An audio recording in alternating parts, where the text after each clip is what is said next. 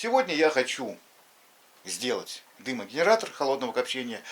Дымогенератор самый оптимальный. Я планирую сделать данный дымогенератор из самых подручных средств, что вот только можно здесь найти в гараже. Всем привет! На дворе весна, то есть конец весны. Летнего зноя еще нету, и самое время покоптить холодным способом. Сегодня я хочу сделать дымогенератор холодного копчения. Дымогенератор самый оптимальный. Самая оптимальная модель, можно сказать. Я, конечно, пересмотрел кучу вариантов в Ютубе, я кучу вариантов перепробовал сам. Я делал дымогенераторы из трубы квадратного сечения, вот из этих вот столбов. Я делал более толстые, я бы делал более тонкие, из круглой трубы. Вот. И сегодня, по моему опыту, сегодняшний вариант самый оптимальный. Давайте приступать. Нам нужна труба. Диаметр этой трубы 11 сантиметров. Это бывший какой-то столб. Труба ни в коем случае не оцинковка. В принципе, вам нужно где-то 63, 64, 65, даже 60 сантиметров хватит. В принципе, вот что мне показала практика, что вот эта вот более длинная часть, да, у меня 48,5 сантиметров, как вы можете посмотреть, вполне хватает. Это будет контейнер для щепы. Вот эта часть мы ее будем вот так вот разрезать сейчас, 5 сантиметров. То есть она будет вот здесь вот ввариваться внутрь, она будет держать сверху решетку. Вот, 5 сантов ровно. И нижняя часть я сделал 10 сантиметров, так сказать, для симметрии. Ну вот она. Ну, если, я думаю, вы сделаете даже сантиметров 6-7, ее вполне хватит. Это у нас будет зольник. Да, ребят, еще хочу сказать, что данный дымогенератор я планирую сделать из самых подручных средств, что вот только можно здесь найти в гараже. Вот, то есть, допустим, для зольника днище будет вот какой-то старый сельскохозяйственный инструмент, я даже не знаю правильного его названия. Он до конца не проржавел, здесь сталь где-то 2,5 в толщину, вполне хватит. Я думал вообще днище сделать из старого диска вот пилы. Вот. Ну, зольник, вот этот вот зольник, это не зольник будет, это днище зольной камеры будет. То есть здесь вообще можно из фольги какой-нибудь сделать, даже жесть, сюда можно любую тоненькую варить. Сюда просто будет, это типа отстойник, сюда будет падать зола. Вот. И сразу же вот хочу сказать, что многие думают, что вот здесь можно насверлить отверстие. Сразу те, кто уже в курсе, как все делается, не надо, ничего не дает. Вообще ничего. Я в других версиях делал, ничего не дает, приходится заваривать или болтами закручивать. Значит, сейчас мы делаем саму камеру сгорания, а потом мы будем уже делать вывод дыма. Для вывода дыма я буду использовать на 3/4 трубы. Ну и в принципе вот какие-то у меня сгоны есть, некоторые из них в смазке, некоторые из них в сварке. Все это снимается, просто киньте в костер или опалите горелкой.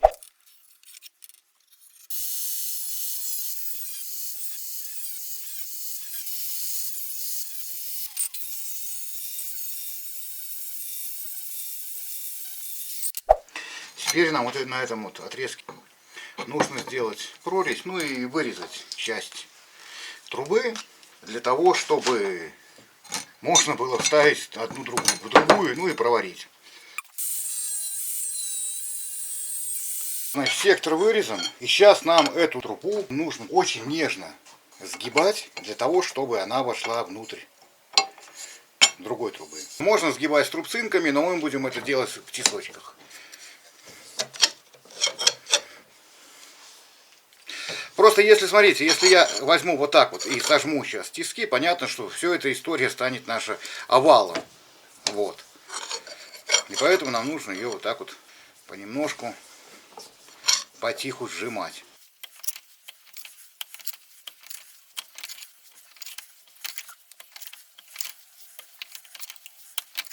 Насколько вырезать сектор?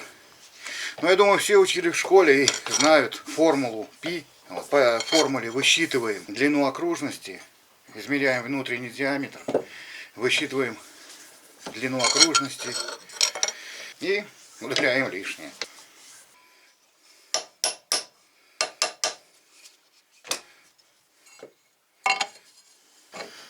Ну что, как я и говорил, у нас сейчас есть овал. Видите? То есть у нас вот так сошлось, а вот так вот не сходится. Ну что, ребят, я предлагаю поставить 2 точки сварки. Вот. И тогда уже подгонять до конца под эту трубу. Варить мы будем сегодня полуавтоматом.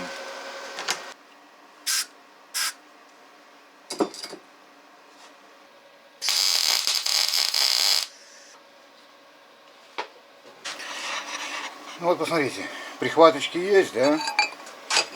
И сейчас с этими прихватками мы уже можем доводить нашу овальность до нашей круглости. Ребят, ну что, значит, я все подогнал. Как вы можете посмотреть, все у меня подходит. Надо сейчас проварить вот этот наш шов. Значит, ребят, сварочный аппарат я использую Toros MIG 200 Super M 2003. Огромный плюс, конечно, в этом аппарате, что есть энергия. То есть мы можем менять амперы, и скорость подачи проволоки выставляется автоматически. Кстати, этим аппаратом можно варить также и обыкновенным электродом, то есть ММА. Вот здесь есть режим. Есть режим лифт-тик, то есть ну, нужно докупить тик-горелку специальную с краником, так скажем. И можно... Конечно, это не профессиональный тик-сварочник с тончайшими настройками, но в принципе, как выход из положения, для того, чтобы сделать где-то красивый декоративный шов, в принципе, вполне возможно. И также он варит и алюминиевой проволокой, и также он варит и нержавейку. Ну, если вам интересно, напишите в комментах, и я сделаю полный обзор. Также напишите, интересно ли вам, я покажу, как этот аппарат варит алюминий. Так как, обратите внимание, здесь нету переменки. То есть, кто в курсе, алюминий варится переменным током, но здесь переменки нет. Ну что, значит, давайте приступим к сварке. Я установил на аппарате 90 ампер на 15,5 вольт. Подача проволоки здесь идет автоматическая. Кстати, если кто-то полуавтомат думает купить, не купить, там даже в гараж, ребят, это шикарная вещь. Провар отличный, шов прекрасный. Вот, я, честно говоря, я бы даже этот шов не шлифовал, но из-за того, что эта трубка должна вставляться в другую, все-таки этот шовчик придется шлифануть. Трубки у нас готовы, как вы видите, одна входит в другую. Вот. Зольник будущий у нас тоже готов, все отлично входит. Я немножко шлифанул внутреннюю часть, то есть шов убрал, и вот здесь вы видите, шов убрал. Шов я убирал прелью вот с такой вот насадкой. Значит, мы делаем зольник. Зольник, то есть зольную решетку, и делаем ее по диаметру. То есть внутрь будем вваривать арматуру. Как это сделать? Во-первых, у меня есть ненужная арматура 4, но я думаю, будет тонковато, то есть через лет 5 может прогореть. Вот. И у меня есть 6. Я ее тиранул наждачкой, почистил чуть-чуть прозрачной. Значит, берем ненужную доску, устанавливаем на доску трубку, берем маркер и отрисовываем внутренность. То есть, вы видите. Сейчас берем шуруповерт, берем немножко черных саморезов и примерно по центру укладываем нашу арматуру. Пока что, как вы видите, не обрезана вся длина. И прикручиваем черными саморезами. Кому религия не позволяет крутить шуруповертом, можно крутить отверткой. Вот. Значит, с одной стороны и с другой.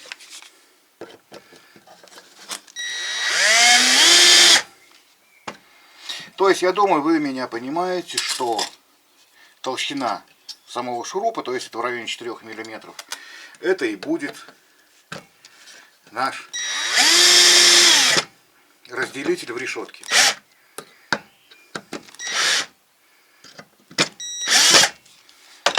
Сейчас берем болгарочку, отрезаем, прикладываем следующий кончик, прикручиваем, отрезаем, прикручиваем и так далее до конца. Отрезки делаем с небольшим напуском. Ну, потом мы обрежем, подровняем. Потому что сейчас может быть не особо ровно, не особо удобно.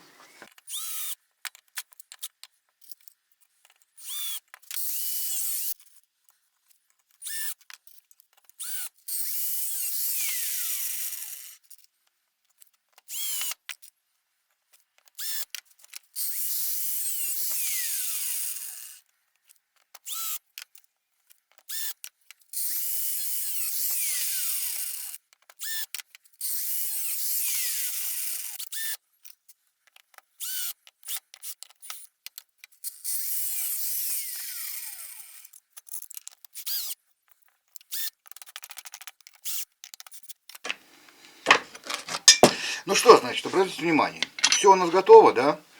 Сейчас нам осталось что? Накинуть массу и приварить вот это вот. Ну вот, то есть прикладываем. А вот масса у нас сюда не налазит. Ничего страшного. Ничего страшного.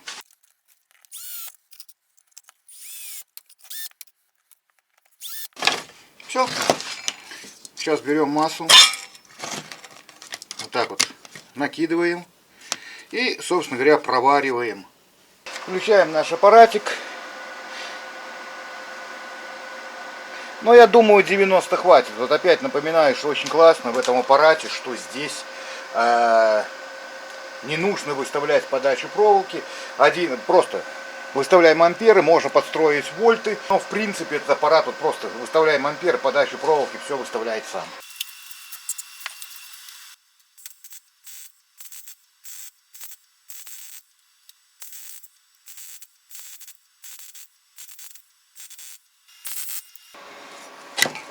Убираем лишние саморезы, которые нам не нужны. Держится, держится. Ну что, давайте еще. Мне очень нравится варить полуавтоматом, поэтому я хочу проварить еще и с обратной стороны. Ребят, если вы раньше не пользовались полуавтоматом, очень вам рекомендую, просто шикарная вещь.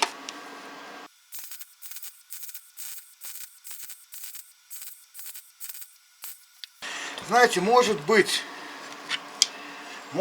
конечно, я лишен каких-то настроек, но когда у тебя полуавтомат, который за тебя уже думает сам, это супер.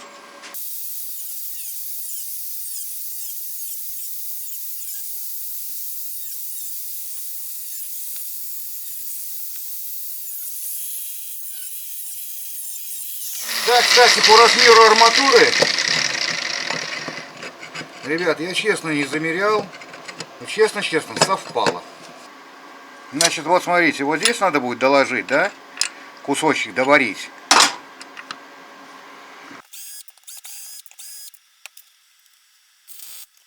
Все.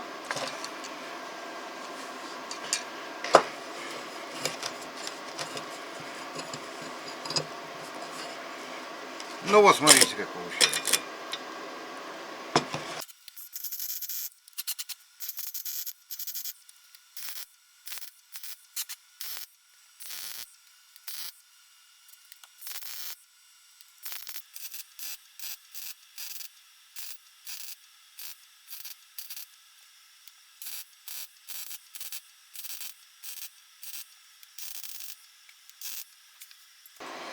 Ну, в принципе, вот. Не повело.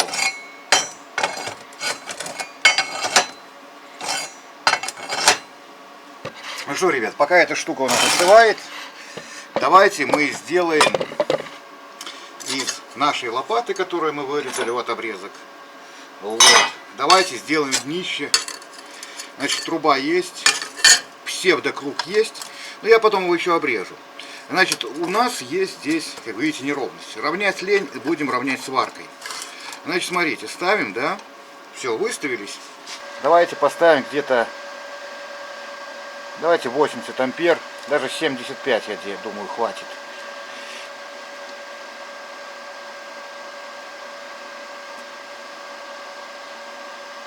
И поставим минус 10. Погнали. То есть сейчас я, смотрите, вот прижимаю вот здесь пальцем, да? Вот, подвариваю точку, а потом струбцинкой притягиваю и провариваю здесь.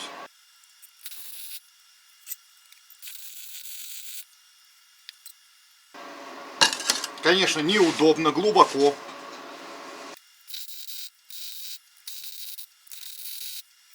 Ну вот, как видно, на точке прихватиться можно. Сейчас нам нужно закрыть этот рот.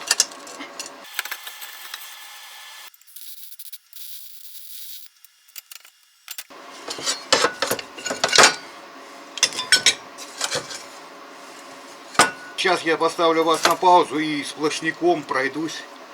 Я не знаю, пока еще подумаю, или внутри, или снаружи, где будет лучше. Ну, ребят, вот, в принципе, проварил, да. Решил варить по наружке. Ну, потому что внутри крайне неудобно. Крайне неудобно. Ну что, значит, сейчас шлифану этот шов. Хотя, ну, в принципе, можно его оставить. Вот. Хотя мне он не особо нравится. Не очень красивый, так скажем. Не чешуйки. Но это все приходит с опытом. А опыт у меня в работе с полуавтоматом совсем небольшой. Ребят, ну что, значит, вот что получилось, да. Шлифанул. Видите, мокрый стол испытывал. На воде даже не течет с первого раза. В принципе, это не настолько нужно, но с другой стороны, это неплохо, что не течет. Из-за этого сажа и копоть не будет выделяться снаружи. У нас всегда нижний стакан, наш зольник будет чистый. Точнее, золосборник. Ну вот. Ну что, значит, сейчас нам нужно будет вот эти вот крепежи закрепить, замки вот эти вот подварить. А может быть, на винтики поставить на нижний стакан, но это впоследствии. И сделать отверстие для зажигания. Здесь тоже есть нюанс. Сделать отверстие для забора дыма и закрепить, собственно говоря, прошу прощения. Так, вот здесь надо шлифануть немножко, пару мест, где я вышел за предел, где-то вот на такой глубине установить. И сделать штуки 3-4 каких-то винта, для того, чтобы можно было все это разобрать и почистить. То есть понятно, что вот этот вот зольник нам нужно сделать, чтобы он вставал внутрь, вот на некоторое углубление. Вот этот вот кантик здесь остается для золосборника, для нашего этого отстойника. Ну и естественно хотелось, чтобы все это было разборное. Значит, что я подумал? В принципе, вы сюда можете поставить сколько угодно, хоть 10 болтов крутите. Я здесь делаю 3. Раз, два, 3. Измеряем окружность, разделяем на 3, размечаем, керним, сверлим. Я сюда буду сверлить винтики. Где же были винтики? Вот. У меня 3 шестигранника, резьба М5. Вот, то есть поставлю. Можете поставить на М8, на М6, на какие хотите. Ну вот просто у меня вот эти вот под рукой, они маленькие, аккуратненькие. Они здесь будут компактно смотреться. Вот. Потом что? Выше, ну представьте, вот внутри у нас стоит вот этот вот наш зольник. Надо, чтобы была вкручена трубка. Все трубки у нас 3/4. Это обыкновенные водопроводные стальные трубы. Трубка будет засверлена на пару миллиметров выше золосборника, да? Вот так вот. И вот я взял обыкновенную гайку. Я у нее обрезал концы, чтобы она лучше прилегала изнутри трубы. И также вот здесь вот один шлиц. То есть вот на такую высоту наша гайка будет от золосборника. Это совершенно обыкновенный сгон. Это вот такой вот сгон, я на нем немножко длиннее прорезал резьбу. Ну, в крайнем случае, чтобы гайку можно было снять и с одной, и с другой стороны. Вот. Сейчас гайка у нас. Можно приварить, ребят, вообще без проблем. Приваривайте и не думайте. Если думаете о том, что хотите приварить, приваривайте без проблем. Козырек вот этот вот нам нужен для того, чтобы щепа, которая будет насыпаться в наш генератор, вот, для того, чтобы она случайно не попала в это отверстие и не забила его. Вот, смотрите, так на самый-самый краешек ставим, вставим изнутри, сверху накрутим еще одну гайку. Тем самым зажмем. Не эту, конечно, гайку накрутим, а нормальную, потолще. Вот. С этим понятно. Также у нас есть еще вот такая вот трубочка, тоже с козырьком, тоже с двумя гайками. Вот они. Ребят, это просто трубка от торшера. Это трубка от торшера.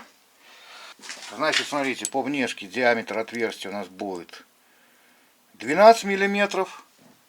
А внутренняя здесь у нас получается для поджига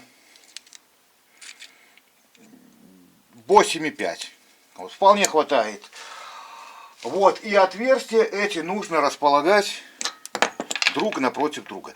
Значит, что я сейчас делаю? Давайте я сейчас, как я буду размещать, я уже разметил все для себя, да? Давайте я сейчас сверлюсь и потом включаюсь и все вам объясняю, когда мы все это собираем.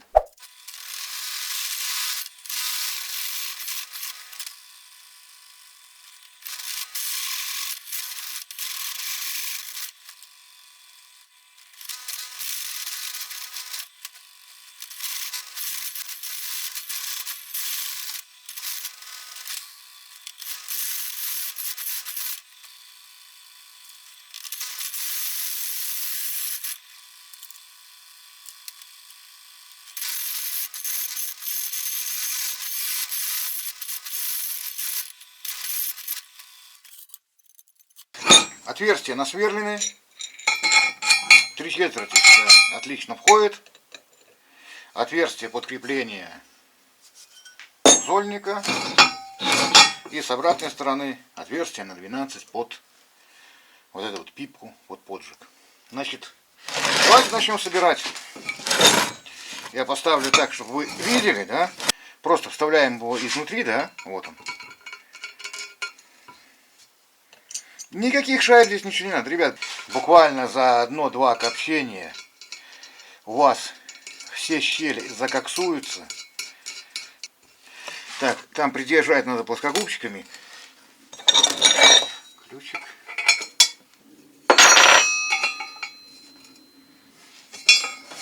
Собственно говоря, вот, вставлено, да? Хорошо.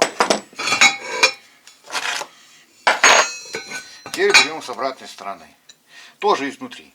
Но вы видите, я сказал, что я резьбу сделал до конца. Если вдруг отсюда не будет откручиваться, то гайку можно будет открутить изнутри. И обратите внимание, какое будет прилегание у гайки, благодаря тому, что я снял грани.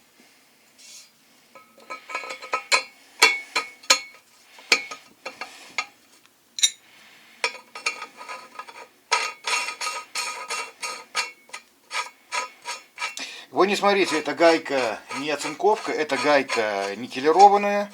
Вот, по крайней мере, когда я покупал, то в магазине было написано, что это никелированные гайки. Я там придерживаю рукой внизу, внутри.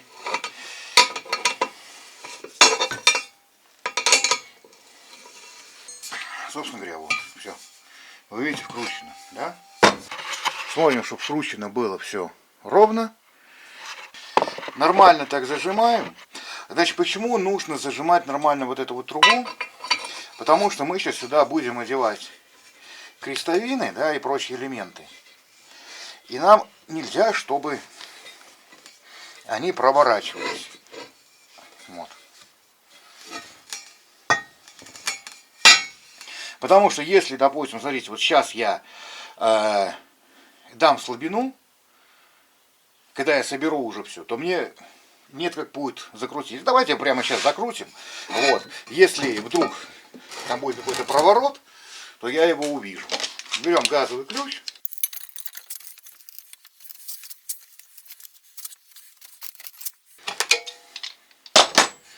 короче, вот, все сделали, да. В принципе, дальше мы уже вот сюда вот крутить ничего не будем. Вот, дальше у нас пойдет вверх, дальше здесь пойдут пробочки и так далее. В принципе, все. Дальше мы потом поговорим про этот элемент. Вот, сейчас вставляем наш зольник. Вот так вот. Вот. Я специально сделал винты за подлицо туда. То есть они не прижимаются к внешней части. А здесь будет некоторый люфт. Люфт этот, в принципе, может быть полезен при расширении. Ну и в крайнем случае, вы видите, если мне надо будет прижать, я сюда подложу шайбу, и через шайбу всегда смогу прижаться. По поводу окраски. Ребят, у меня стоит баночка термокраски. Но я вам скажу, я думаю, что я не буду его красить. Вот. Я его соберу и потом я просто кину его в тазик с лимонкой, с лимонной кислотой, чтобы его заворонить таким образом. Вот почему. Потому что, естественно, после сезона копчения трубы закоксованы. Там внутри сажа, копоть. Все это чистить какими-то щетками очень геморно. Очень геморно и очень грязно. Самый легкий способ. Вы видите, здесь все металлическое. Здесь ничего не плавится. Самый легкий способ его очистки. Мы берем дымогенератор, снимаем нижний стакан, высыпаем из него пепел, откручиваем, вот здесь труба будет идти вверх. Вот она у меня уже заготовлена. И все это просто кидаем в костер. Оно там за 20 минут очищается. Супер очистка. Ну что, собственно говоря, теперь нам нужно на нижний стакан вот этот вот, да,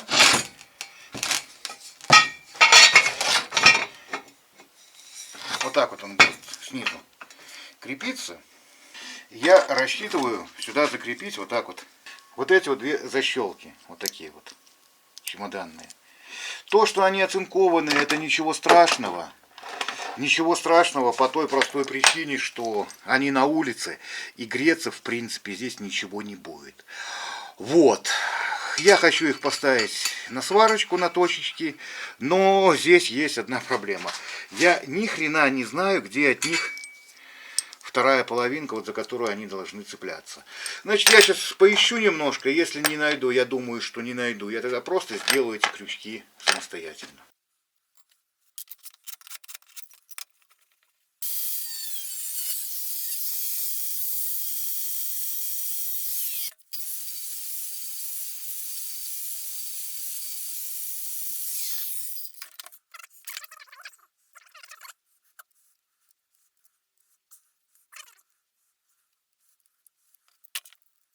Вот смотрите, вот сделал два таких вот крючочка одинаковых, да?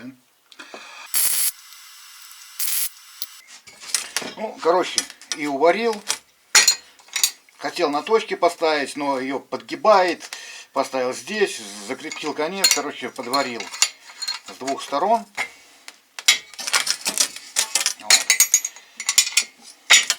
Теперь осталось сделать ноги. И ноги надо делать, знаете, какой высоты?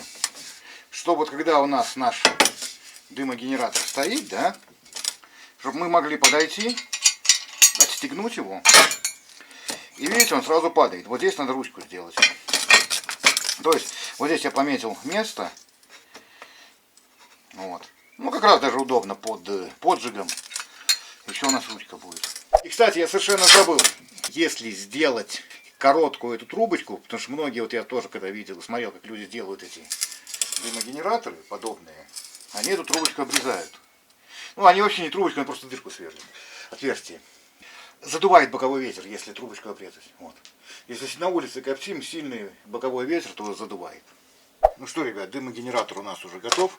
Я его даже, так скажем, пробно собрал. Вот. Ну, сейчас еще буду показывать моменты, что, где, почему, как. Значит, нам надо сейчас собрать раму. То есть раму, на которой он будет стоять. Ну, вот эта труба такого же диаметра, как сам дымогенератор. Ну и вот, в принципе, я изобретаю так скажем, раму. Вот. Но рама эта должна быть на каком-то расстоянии, на какой-то высоте. Ну, то есть, чтобы вот нижний стакан, почти такой же высоты нижний стакан, да, чтобы мы могли нижний стакан снять, потом банку снять, отстойник, то есть он должен где-то стоять, ну, вот на такой высоте. Вот. Потом сюда будет уходить банка охладителя, которая тоже имеет вес. Вот. И которую тоже нужно иметь возможность, не снимая раму, снять. Ну и дальше, может быть, будет как приставка ставится бак. Хотя все-таки я сторонник баки, там какие-то камеры коптильные держать отдельно. Продольные у меня 45. Вот эти вот 30 сантиметров, это 15 квадрат.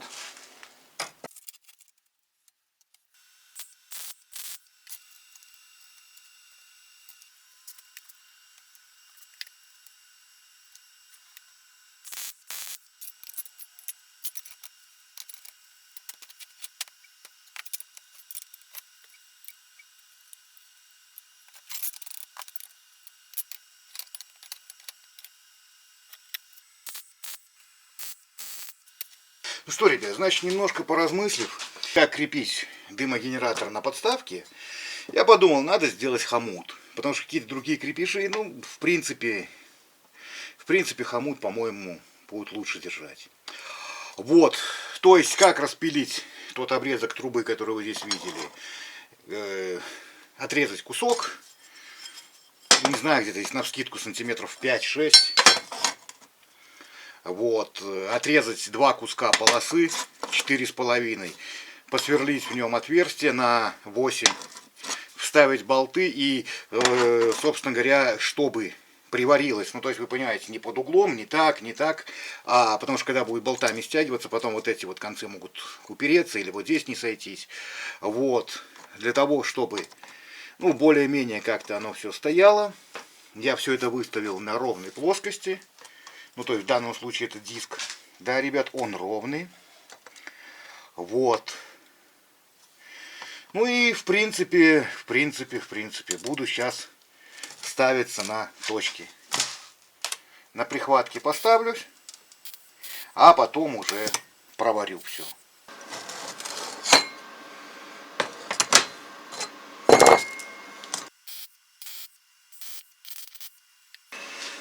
Ой, ребят, вы бы только знали, какое милое дело варить полуавтоматом. Если вы до этого задумывались, брать ли вам полуавтомат или нет, крайне рекомендую. Ну и, собственно говоря, сейчас провариваем эти хомуты.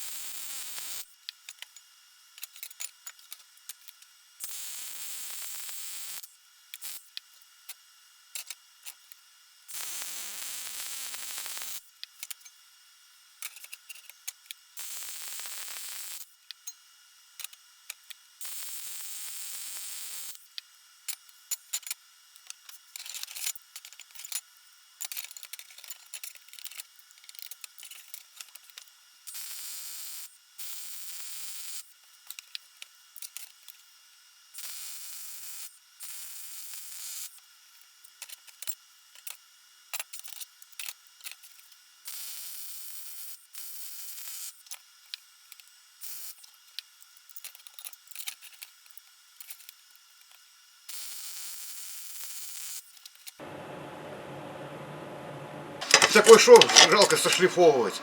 Это внутренняя сторона, которая будет прилегать к трубе. И этот шовчик надо будет шлифануть. Жалко. Так, ребят, значит, я здесь маленько косякнул. Вот. То есть вот эти вот укосины должны были между вот этими вот. Поэтому я изначально дальше их размечал. Вот. Но немножко косякнул. Ну вот будем сейчас исправлять. Потому что вот видите, чтобы установить этот штуцер подачи воздуха, нужно развернуть под 90 градусов. Сейчас, значит, эти ножки обрежем лишнее и подваримся вот с двух сторон. по тех же 40-45 сантиметров, вот, 2 квадратика. Ну да, такая мудреная рама получится, ну ничего страшного, что есть, то есть.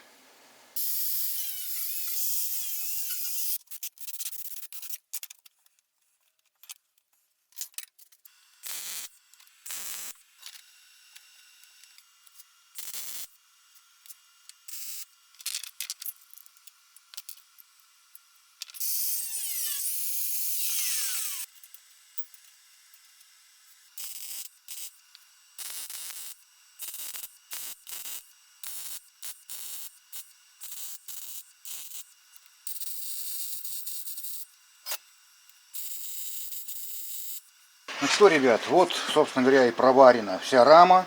Особо не старался, так что не ругайте. Вот, но швы крепкие и, в принципе, все выдержит. Местами было варить неудобно, но все равно полуавтомат — это просто фантастическая вещь. Это просто фантастическая вещь, я вам скажу.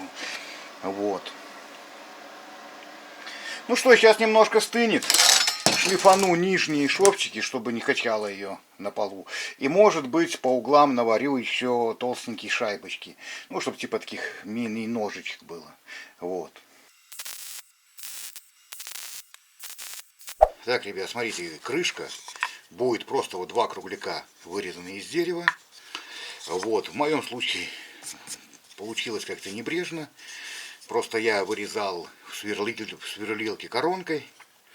Ее колбасило, она кривая. Ну ладно, это не столь важно. По большому счету, вот смотрите, крышка от моей предыдущей коптильни, вот, просто кусок стали, шестерка. Значит, здесь примерно по центру склеиваем ПВА, и крышка у нас вот так вот будет закрываться. Вот. Если будет плохо прилегать, добавим веса. Собственно говоря, рамку покрасили. Давайте я сейчас быстренько все соберу и продолжим. Ну что, ребят, в принципе, вот и закончена работа по моему дымогенератору. Вот, значит, как вы видите, вот так вот он скомпонован. Я специально его поставил на стульчик, чтобы было лучше видно и удобнее с ним разбираться. Потому что есть еще что сказать. Значит, что было за кадром? За кадром я сделал вот эту вот полочку для компрессора. Ну вот вы видите, стоит компрессор. Я пока что его уберу, чтобы он нам не мешал. Вот, полочка. Просто вот хомутик. Вот. Ее можно поставить на любую высоту, какую нам угодно. Можно поставить сверху, можно пропустить, поставить снизу. То есть, где нам будет удобно. Вот. Ну, естественно, понятно, что ее развернуть тоже можно в любую сторону. Вот. В принципе, вот так вот мы можем ее поставить. Сюда наверх мы поставим компрессор. Вот. Также я сделал крышку. Крышка — это просто 2 деревяшки вырезанные. Ребят, я не снимал, потому что, ну, как вы видите, погано сделано. Ну, и это как бы выход из положения. Но одно, что труба отрезана ровно. Прилегание хорошее. Если прилегание плохое, просто берем мешковины кусочек и делаем в натяг. То есть крышка здесь сделана с люфтом, что мы можем ее поставить в натяг. Вы извините, что скрипит, это просто у меня такой табурет скрипучий. Вот. Шланга компрессора у меня около метра, я его пока что не обрезал. Вот, ну а о компрессоре мы немножко дальше поговорим. Значит, давайте посмотрим дальше на дымогенератор, что я здесь еще сделал. Я, собственно говоря, собрал всю эту, так скажем, дымоход. Значит, как я и говорил, все сделано из трубы, обыкновенной водопроводной трубы. Вот, значит, здесь сделана крестовина. Но мы ее прекрасно помним. Вот это вот вывод наш из трубы, из общего дымогенератора. Здесь вот вывод идет, он вкручен крестовина. Здесь пробочка. Снизу у нас банка, чтобы сюда капала сажа. Вот смотрите, собственно говоря, это совершенно обыкновенная вот такая банка. Вот видите, это вот моя старая банка, вот она. Вот, это сажи буквально с, ну, может быть, 4 жмень щепы. Вот столько вот сажи налилось. Ну, конечно, она была потом слита, но банка пачкается. Вот. Я специально здесь не зажал. То есть я сейчас вам покажу. Это обыкновенная банка с 8-сантиметровой горловиной. Вот. То есть сделано отверстие, вкручена втулка, вкручена гайка. Ну, естественно, все это вкручивается в трубу. И зажимается ключом. Потом в процессе копчения мы банку открутили, сажу, деготь слили, банку прикрутили на место. Все отлично держится. Если после нескольких раз копчения крышка пришла в негодность, просто меняем новую. Вот. Берем еще одну крышку, сверлим в ней отверстие под диаметр трубы. Почему я везде использую крестовины? Для того, чтобы мы, скажем, могли выкрутить пробку, не разбирая систему. А, естественно, у нас везде будет оставаться сажа. Хоть она стекает, хотя, если вы посмотрите, сделал наклон всех труб, то есть все трубы, они идут как будто бы под углом относительно дымогенератора. То есть у нас все будет стекать в эту банку, все будет стекать в эту банку, то есть не будет течь в коптильню. Все равно в трубах остается сажа, и со временем их придется чистить. И вот эти вот все пробочки, именно крестовины и пробочки, для того, чтобы я выкручиваю пробку и беру ёршиком металлическим, прогнал всю трубу. Вот, то есть везде крестовины. Раз крестовина, два крестовина, три крестовина, и там 4, выход из банки. Вторая же банка, эта банка тоже, вот видите, это после копчения какой-то осадок. Я на банку специально одел пластиковую банку от, не знаю, от воды, наверное. Вот, ну, на тот случай, если вдруг упадет, чтобы не разбилась. Это банка с широкой горловиной. Они тоже продаются. Видите, 9,5 сантиметров. Вот, вы можете купить, я взял эту банку не потому, что она большая, а только для того, чтобы у меня сюда вошло 2 трубы, ну, естественно, с гайками. Снизу, как вы можете посмотреть, сделано все вот таким вот образом. Просто прямо на ходу мы слили сажу, одели нашу банку, прикрутили, все, банка стоит, все отлично. Вот это вот все пробки. Вот я покупал вот эти пробки, у меня их не хватило, и поэтому я сюда поставил заглушки. Кстати, в заглушке мы можем взять вот такого плана штуцеры. Ну, я думаю, вы понимаете, что это штуцер, в который просто вставлена трубочка, об этом сейчас буду рассказывать. Мы в некоторые места можем крутить штуцеры, где нам надо контролировать температуру, и, допустим, вставить туда щупы термометра для того, чтобы просто подогнать нашу температуру. Ну, то есть, я думаю, что систему вы понимаете, что дым пошел по этой трубке. Вот, сажа будет скапливаться в этой банке, дым пошел по этой трубке, поднялся сюда, опустился в эту банку, и из банки по этой дальней трубке, вот он, пошел уже в нашу коптильню. С коптильней я буду соединять вот таким вот шлангом, видите, он уже тоже пользованный. Если вы будете делать, возьмите с собой обрезок трубы, придите в магазин. Обычно они продаются в хозтоварах, на строительных рынках, то есть купить его можно, вот. Это просто силиконовый шланг. Он легко одевается на резьбовое соединение. И, как вы видите, у нас имеется некоторая гибкость, и мы можем подогнать под высоту нашей коптильни. Или же, допустим, вот даже у меня стоит Вебер в углу. Мы можем просто смять и ввести в нижний воздухозаборник Вебера, вставить, и он дымить будет прямо у нас. Ну, то есть короб у нас может быть как сам вот гриль Вебер. Вот, то есть очень полезная трубка. Хотя можно сделать жесткое соединение с коптильней. Это вообще ни на что не влияет. Раз я начал уже говорить про ввод в коптильню, вот буквально пока я собирал этот дымогенератор в тот же день. Вообще, ребят, по времени сборки, я думаю, вы понимаете, отрезал трубу ровно, сделал нижнюю чашку, ну, вы все это видели, приварил, поставил на точки, насверлил несколько отверстий, насверлил большое отверстие. Все это, в принципе, делается, ну, где-то за полдня. Вот. Я не говорю, что это делается за 15 минут, за час. Нет, это делается где-то за полдня. Вот. Почему я не красил, сразу скажу, вот вы говорите, можете сказать, он ржавый, не покрашенный. Я его не покрасил только потому, что там будет собираться сажа. Будет собираться сажа в самом дымогенераторе, будет собираться сажа в трубах. И самый легкий способ все это почистить. В конце сезона я такое уже делал с другими дымогенераторами. Разобрал, повыкручивал все эти пробки и кинул в костер. На угли кинул, трубы прогорели, и просто мы аккуратно высыпем оттуда эту сажу. Ее не надо будет отдирать, отскребать, потому что с каждым копчением сажа скапливается, и диаметр трубы уменьшается. Значит, вот такой вот приемник, который будет ставиться в наш короб, в котором мы будем коптить. А коптить мы можем что в гриле, что Допустим, вот в такой вот бочке у меня коптильня, что, в принципе, даже вот в этих маленьких пластиковых бочках. Да мы можем просто коптить в картонной коробке от телевизора, от холодильника. Можно сделать себе домик из досок, как вот многие люди делают там с утеплением. Можно коптить в 200-литровой бочке. Можно коптить вот в этой выворке. Вообще это холодное копчение. И совершенно не важно, в каком коробе вы будете коптить. То есть, смотрите, вот такой вот приемник, который ставится, просверливается в нашем резервуаре, где мы коптим. Отверстие прижимается гайками к стенке. И также сюда одевается ответная часть шланга. Вот. Все отлично. Здесь же у нас в крышке просверлены отверстия. Закручен кусочек сгона. И одевается банка. То есть какая-то влага, которая у нас уже дойдет до нашего резервуара, она все равно будет капать вот в эту банку. Понятно, что от всей влаги я, естественно, не избавлюсь, но все-таки какая-то часть влаги у нас будет во всех этих влагоделителях скапливаться. Значит, по поводу вот этого вот штуцера. Я его не прикрутил. То есть, ребят, это просто штуцер с отверстием. И эта трубочка, обыкновенная тоненькая медная трубочка. Диаметр особо значения не имеет. У меня внешний диаметр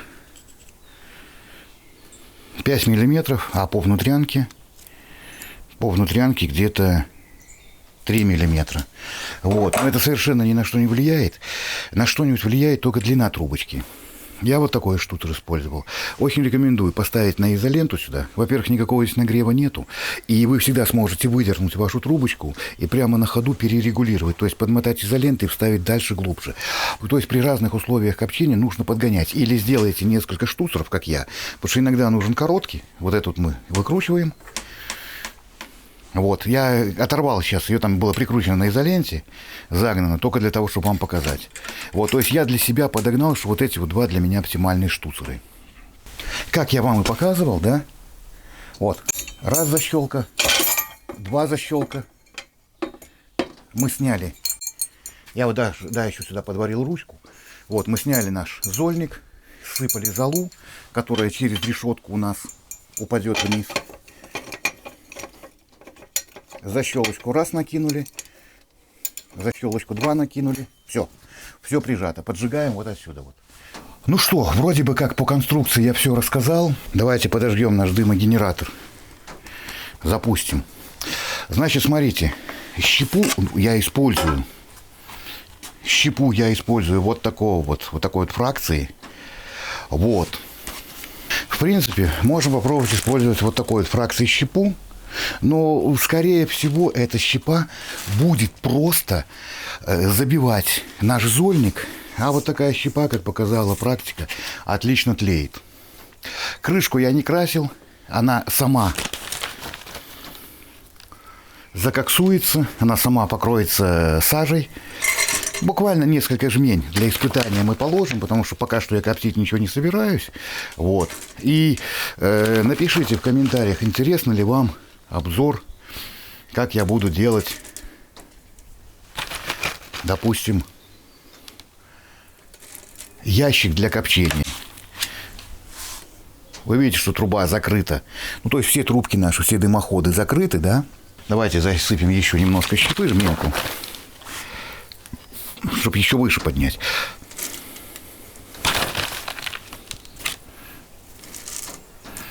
Все, закрываем крышку. И да, ребят, надо еще обратить ваше внимание. Вот смотрите, мы сейчас щепы засыпали примерно вот до сих пор, да?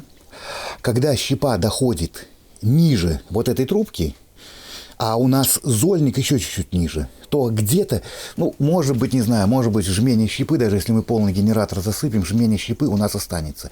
И да, еще нужно сказать, что щепа вот такой фракции, она меньше застревает. Потому что вы понимаете, что щепа будет проваливаться сверху вниз. И, естественно, щепа может застревать. Не только забивать зольник, но и застревать. Значит, давайте включаем насос. Ставим насос на максималку. По поводу насосов, ребят, у меня насос на 6 ватт. И, ну вот я сейчас модельку, если камера не берет, то я добавлю. У меня на 450 литров. Ребят, я пробовал другие насосы, более слабые, работает хуже и не хватает. Ну что, давайте подожгем. Как я и говорил, вот в это вот отверстие берем турбозажигалку.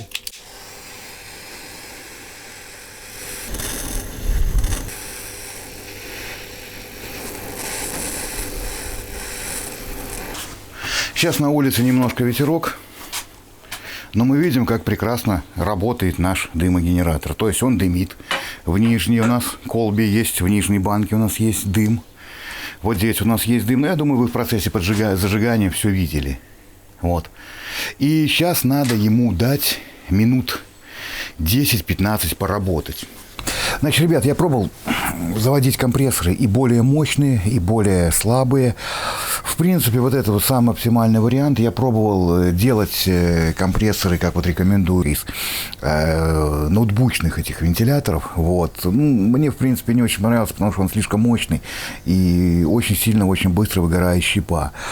Вот. Потом еще может быть нюанс, что на старте ваш дымогенератор вот с первого раза будет не очень хорошо работать. Это ничего страшного. Вам нужно его, как так сказать, прокоптить. Вот. Вам надо его прогнать, чтобы он у вас хорошо заработал. Вот. Чтобы он везде закоксовались все лишние щелочки, все отверстия, и тогда у вас будет все хорошо работать. Вот. Также имейте в виду, что дымогенератор не очень хорошо будет работать на ветру. То есть, если вот как я, вы сейчас ставите и ветер дует вот в эту вот трубу, то, естественно, он будет задувать внутрь, и, ну, то есть будет идти обратка. В принципе, ваш короб, в котором вы будете коптить, он должен быть, так сказать, герметичен, но также, ну, не герметичен, он должен быть, чтобы ветер его не продувал. Конечно, там щелочки, все это вообще без разницы. Ту же коробку, не надо ее перематывать скотчем, и так все отлично работает. Просто вот именно главное, чтобы поток ветра не задувал в эту трубу. Вот. Также еще нужно сказать, что вот зольную решетку, которую мы с вами варили из 6-миллиметровой проволоки, я сделал плоскую, но многие рекомендуют ее сделать конусной. Понимаете, уже опыт был, я уже испытывал, я делал конусную. Во-первых, больше геморроя, больше с ней возни, это раз. Не так, чтобы уже прямо критично, но больше возни. И второе, что немаловажно, меньше пятно горения, меньше пятно тления. И, в принципе, дымогенератор, он может погаснуть. Но когда у вас больше пятно горения, то есть когда у вас плоская решетка, то у вас гораздо меньше шанса на то, что у вас погаснет дымогенератор. Собственно говоря, ребят, все, что хотел, рассказал. Если что-то забыл, задавайте вопросы в комментариях, с удовольствием буду вам отвечать. Ну, ребят, в принципе, вот, смотрите, дымогенератор разошелся, да. То, что видите, вот здесь все эти вот дымления, это все пройдет. Вот это все пройдет. То есть вот он разошелся, и, в принципе, можно снижать уже обороты на компрессоре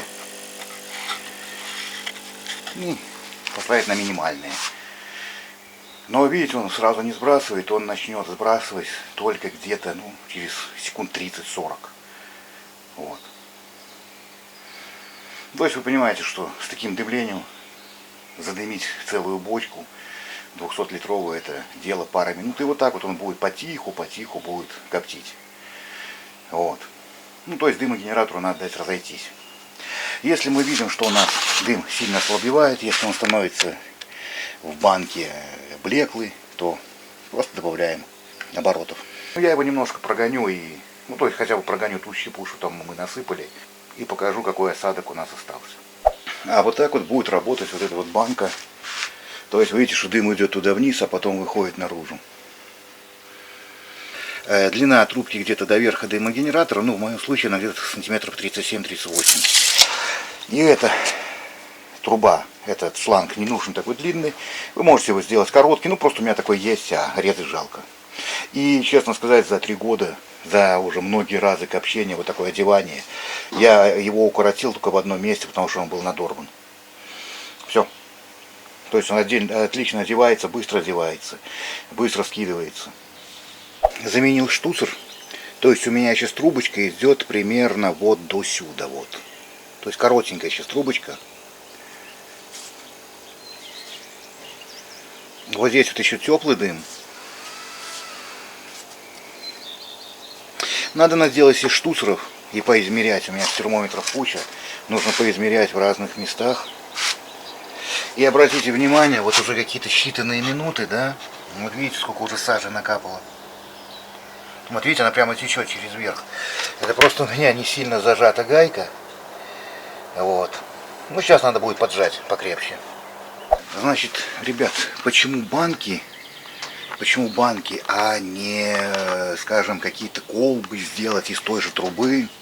Вот, ребят, банки только потому, что они легко заменяемы, они легко доступны. И, в принципе, по изготовлению здесь нужно просверлить отверстие раз, просверлить отверстие 2, просверлить отверстие 3. Если у вас нет ступенчатого сверла большого диаметра, то можно прорезать ножничками, проковырять. То есть это тончайшая жесть, и, в принципе, это все легко заменяемо. То есть банку эту можно использовать, скажем, полгода, потом просто взяли и выкинули. Вот, все это продается, все это можно купить, даже какие-то, там, не знаю, огурчики, съесть их и банку эту использовать вместе с крышкой. Ну, эти тоже продаются, и банки отдельные, и крышки отдельные, я их покупал, у меня даже в заначке есть. Кстати, когда будете делать отверстие, сделайте для себя шаблон. Сделайте для себя какой-нибудь там из жести, из картонки шаблон, по которому вы будете сверлить, чтобы потом попасть в эти отверстия. Также я здесь сварил между собой крестовины, для того, чтобы они просто не играли, иначе получается, что вот эта часть держится только на крышке, на тоненькой. Ну и вот это вот хомут я от каких-то штор нашел старых, просто в гараже валялся, даже не знаю от чего. Просверлил 2 отверстия, чтобы не варить лишний раз. И они там болты с потаем, просто с другой стороны прикручены, внутри дымогенератора. На проход щипы это никаким образом не влияет и не мешает совершенно. Зато держит вот качение вот такого вот наклонов, Вот, собственно говоря, банки имеют свое преимущество. Ну и в принципе через стекло мы всегда видим, насколько идет поток дыма. И через стекло мы всегда видим, насколько у нас заполненность сажи. Здесь также будет скапливаться сажа. Здесь также будет скапливаться сажа, влага какая-то. То есть мы всегда можем открыть коптильню, достать банку, заменить. Даже можно, в принципе, для того, чтобы не маять со сливом, если у вас банка сильно заполнилась, вы много коптите долго, вы сняли одну банку, поставили другую чистую, эту даже не моете, а выкинули. Потому что эта сажа очень хреново отмывается. Ну что, ребят, смотрите, вот в принципе за 2 часа работы дымогенератора вот сколько у нас накопилось вот этой вот сажи. Ну, вот, смотрите.